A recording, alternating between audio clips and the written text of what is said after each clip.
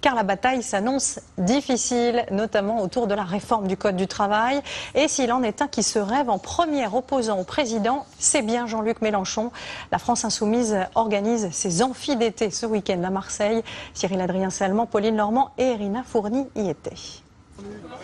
En cette rentrée, parmi les siens, Jean-Luc Mélenchon joue les coachs en vue du 23 septembre, jour de mobilisation à l'appel de la France Insoumise contre la modification du Code du travail. Le 23, il faut que ce soit, c'est pas la manif des Insoumis, c'est la manif du peuple. Collez-vous bien ça dans la tête, dites-le aux copains, il ne faut pas se l'approprier, il faut vraiment en mettre en mouvement. L'autre, on va la voir. Cette affaire n'est pas terminée. Nous ne sommes pas en train de faire, je ne sais pas quel baroud d'honneur. Ça, c'est ce que Macron voudrait faire croire avec Madame Pénicaud. Alors j'aime mieux vous dire que jusqu'au dernier jour de la dernière minute, on fera tout pour que le coup d'état social n'aboutisse pas. C'est bon, ça suffit les questions. Autoproclamée première force d'opposition à Emmanuel Macron, la France Insoumise et ses 17 députés comptent profiter de cette rentrée sociale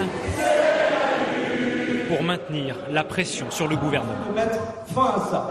Pour moi, c'est manif anti-Macron. Merci à vous. Donc, c'est-à-dire quand d'un côté, on va baisser l'impôt sur la fortune pour les actionnaires et que de l'autre côté, on baisse les APL, on supprime les emplois aidés, et ainsi de suite, c'est très clairement une politique en faveur des riches.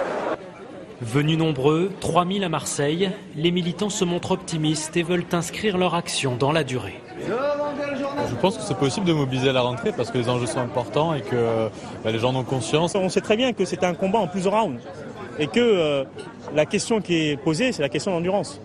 Nous sommes endurants.